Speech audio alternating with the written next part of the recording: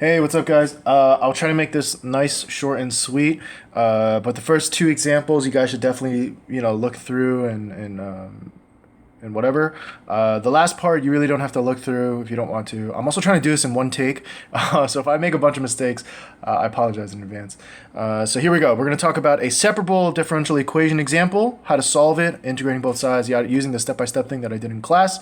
And then we're going to do a logistic growth example. I'm just going to totally make one up off the top of my head, and then hopefully you guys will be good for the quiz tomorrow, all right? And then the last part is for those people that are really interested in where the P of t function comes from. I'm going to show you guys the proof, quote unquote proof. It's not a proof.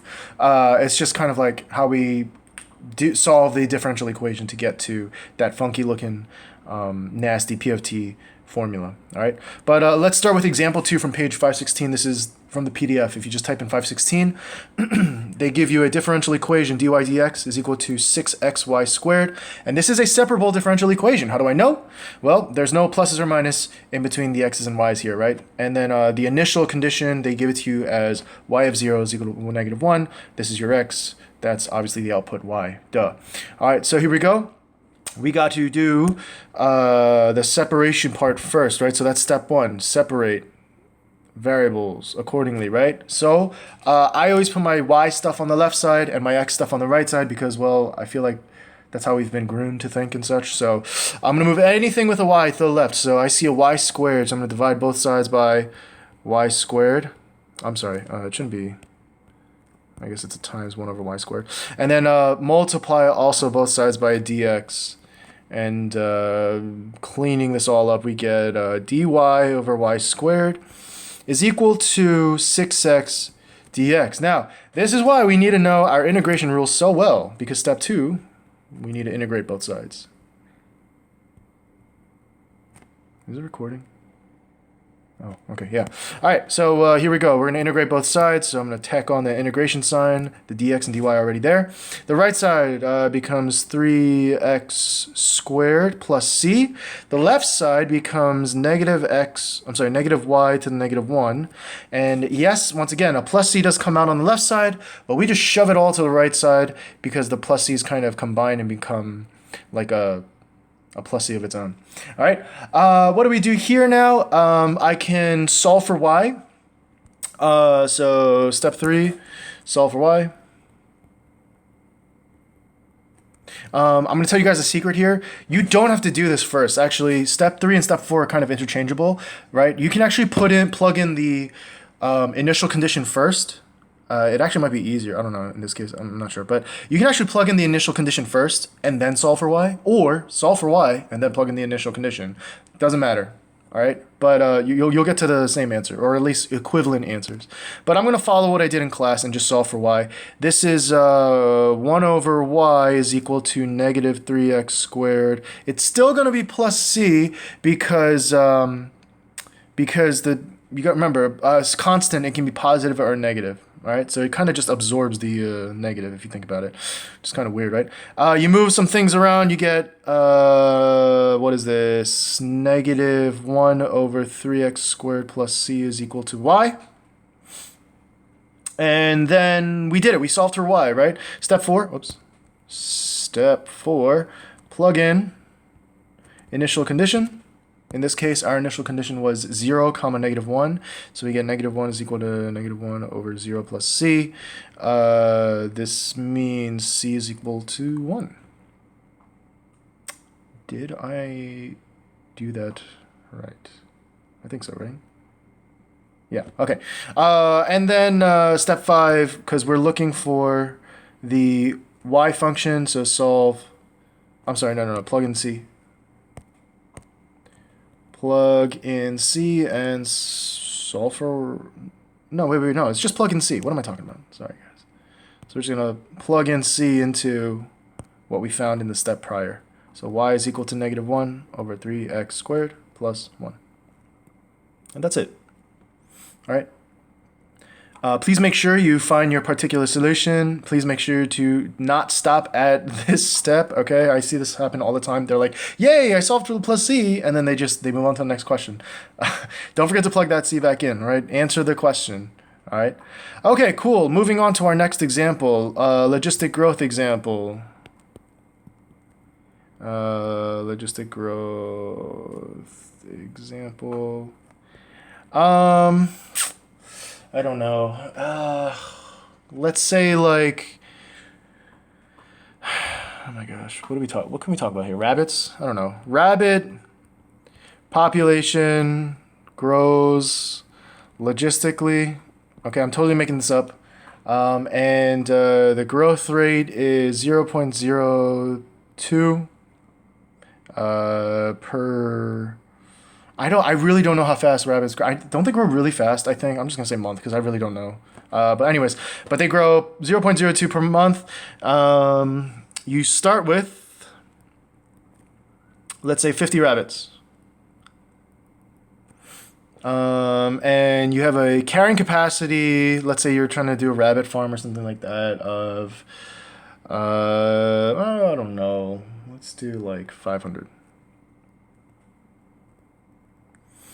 All right, the question that you usually get with this information is like, find dp over dt, and like find the p of t function. Once again, dp over dt, it's the growth rate of, not the growth rate, the rate of the population with respect to time of these rabbits, right? How fast the population is growing with respect to, in this case, months. And then for number two, it's just how many rabbits at a certain time. Okay, so with this information, you should be able to figure out both of these equations using the formulas I showed in class, right? If you guys don't remember, dp over dt is it's the exponential function, right? Remember, but with that carrying capacity limiter, right? M minus p, that's what that does. And then the p of t function was that really ugly, crazy looking one. Looks like m over 1 plus 8e to the negative mkt. And yeah, we have our m, we have our k, so we can figure out both of these. So let's do number one. All right, I know these off the top of my head, so I'm just gonna, please, if you need to write them down, please write them down. So number one, dp over dt. Well, my k value is 0.02 p times m, which is my carrying capacity. I don't know why I did cc. 500 minus p. That's it. That's your dp over dt. Some curveballs that you might come across, right? I don't know. They might factor out. They like to do this thing where it's like, what is it? They like to factor out like a 500 sometimes, so that it's like p over 500, and then it's like 1 minus in the front, and then it's like p, and then like it messes with your growth rate or whatever. But I honestly, it should be the same thing. It's the same thing. So so if you see this form too, I don't know what 0.02 times 500 is. I'm too lazy to do that right now. But yeah, if you see this form too, it's these two mean exactly the same thing. All right, both are acceptable.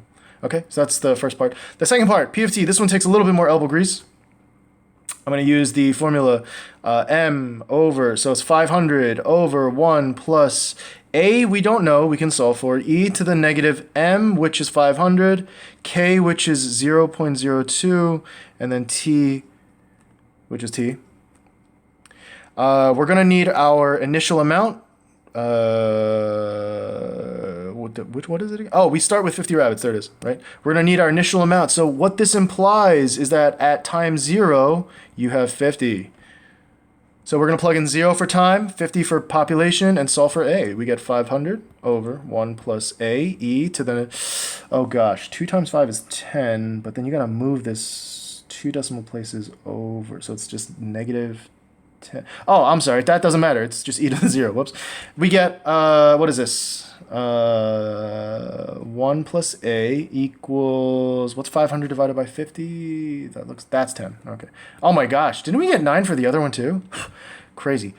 You're not always going to get 9. Please don't assume that, all right? That's just coincidence. We found our a value. I think we're ready to go. We can just plug the a back into our p of t function. We get 500 over 1 plus 9e to the, oh, I did need it, negative 10t. And that's it. That's your p of t function. We found our, where is it? We found our dp over dt function, and yeah, that's it. All right. If you guys have questions or need to ask me anything like conceptually about this stuff, please, please, please reach out. If you don't care about this last part, you can just stop watching the video here. All right. But if you want to watch the proof for the p of t function, please stick around. All right. Now that they're gone, here are the answers to the quiz tomorrow. No, I'm just kidding. Imagine if I did that. Oh, God. All right. Kp times m minus p. This is what we're going to do. We are going to, this is a differential equation, and we are trying to get to p of t, right? We're trying to integrate both sides and blah, blah, blah, and get to, and eventually get to a p of t. So this is what we got to do. We're going to follow the same steps as before. Step 1, separate, right? I'm going to shorthand the steps because I already wrote them already. So I'm going to move the dt over to the right. Okay, it gets a little confusing because there's a lot of alphabet soup going on here, right? So the k I'm going to leave on the right side, but the p and the m minus p I have to move to the left side because both of those are dealing with the variable p. But the dt I'm going to move to the right side. So I'm going to multiply both sides by dt and then move the stuff in red to the left. What do I get? I get dp over p times m minus p is equal to k times dt. All right, so I have separated my variables now. I can integrate both sides. That's step 2, right? Integrate. On the right side, k is a Gromth constant, meaning it's going to be some number, right? It could be 0.04 or 0.02, however fast the thing is growing per whatever, right? So when you integrate a constant in terms of t, you're just going to get a kt. And just like before, we're going to get a plus c that pops out, right? So right side's pretty easy. The left side, on the other hand, it actually requires an integration technique that we learned. Oh, snap. No way, John. Really? That means I taught you those integration techniques for this reason, right? Well, which one does it look like? That m minus p looks a little weird, right? I know. For time's sake, I'm just going to tell you guys, it's partial fractions. What? How is this partial fractions? All right, let me kind of do it off to the side here. Ready? Because yeah, I'm just gonna do it off to the side here.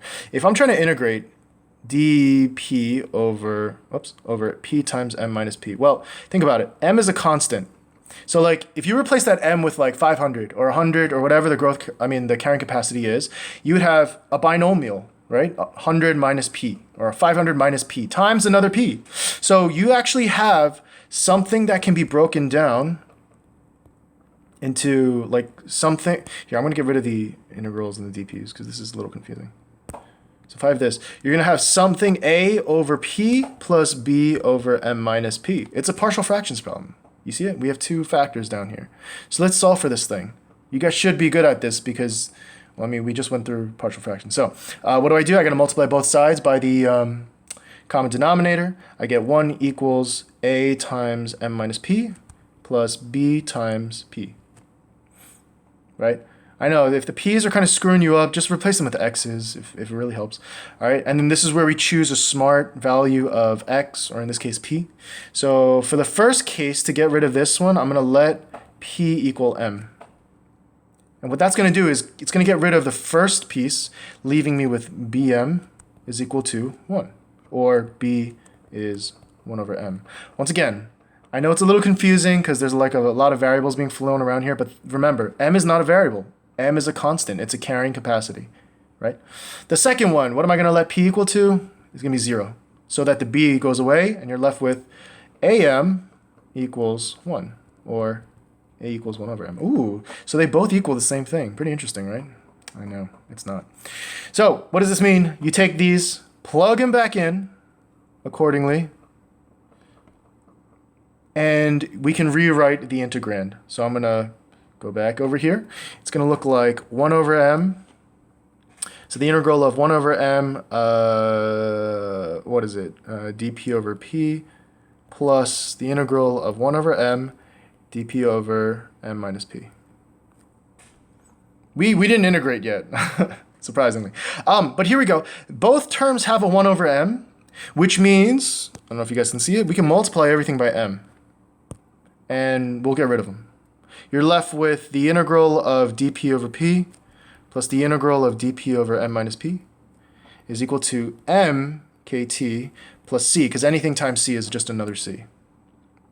Hope you guys are still with me here, because it's going to get even crazier. Here we go. Here we go. We're going to integrate the left side here. What is this? ln of absolute value of p plus ln absolute value of, ooh, we got to watch out here. There's a negative in front of that p, isn't there?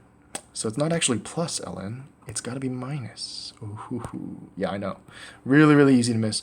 Nothing happens on the right side, so I'm just going to rewrite that. On the left side, ln rules. Do you guys remember your ln rules? Ooh. Do you guys remember your ln rules? I don't even know. Well, you can combine these logs because that's what log rules allow us to do. It's going to be p over m minus p with an ln, absolute value, equals mkt plus c. Oh my gosh. It's been so long, right? I don't even, what were we doing again? What are we doing? We're integrating, and then what's step 3? I don't remember what step 3 is. Step 3 is you're solving for y. Well, in this case, for p. Right? So our goal is to get p by itself. Well, we don't like this ln notion, so why don't we set the bases as e, right? That's how we undo an ln. And we get, what is this? Absolute value of p over m minus p. Well, I guess the absolute values kind of go away when you do this, right? No, we can just leave them on just in case. Equals, excuse me, e to the mkt plus c. This is the same thing as e to the mkt times e to the c. You see what I did there, right? Because this whole thing is in the exponent, mkt plus c. So using exponent rules, oh my gosh, I know, he's pulling out all the tricks on this one. You can split it up with the multiplication sign here. And here's a really interesting thing. I think someone asked about this in class. What does the a represent, or where does it come from? This is, generally speaking, this is where that a comes from. This is why they use a instead of c, because c is already being used, right? C is that constant of integration, but a represents e to that c number. So that's why they use a different letter. So what do? They're going to change it to a times e to the mkt. And hopefully you're starting to see, right, that this looks like a piece of the formula that we have in our, you know, that I told you guys about, right? So at this point, we have, let's see here. We have ae to the... okay, at this point, we are still solving for p, right? I think we can get rid of these absolute value signs. We can, what is it? We're trying to solve for p, and right now it's a little weird how p is like placed right now. It's actually easier if you just flip this. And believe it or not, oh, wait, hold on. Did I do this right? No. Oh, let's do it this way. All right, I apologize. This is all over 1. Right? So we're going to do like a cross multiplication move here.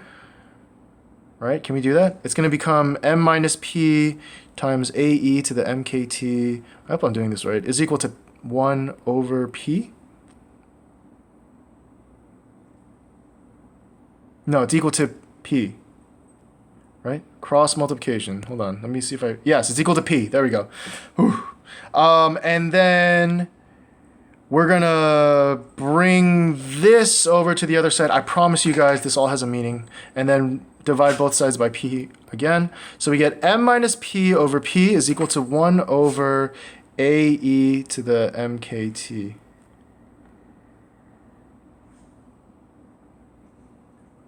I don't think I'm doing this right.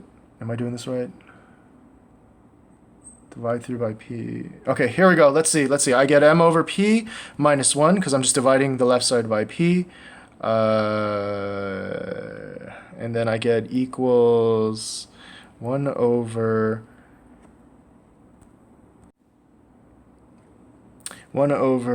ae to the mkt. We're going to add 1 to both sides.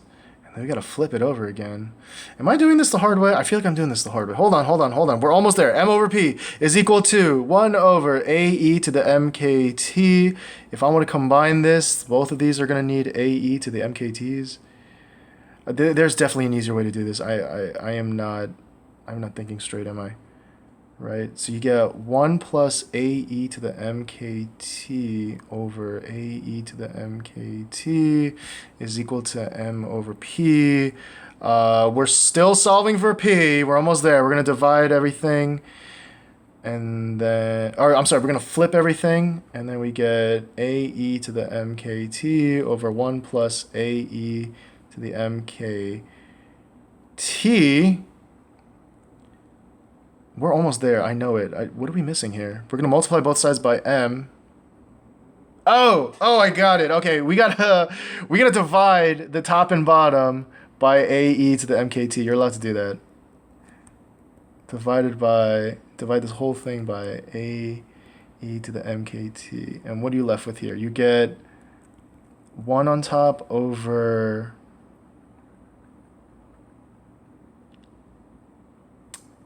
one. Okay.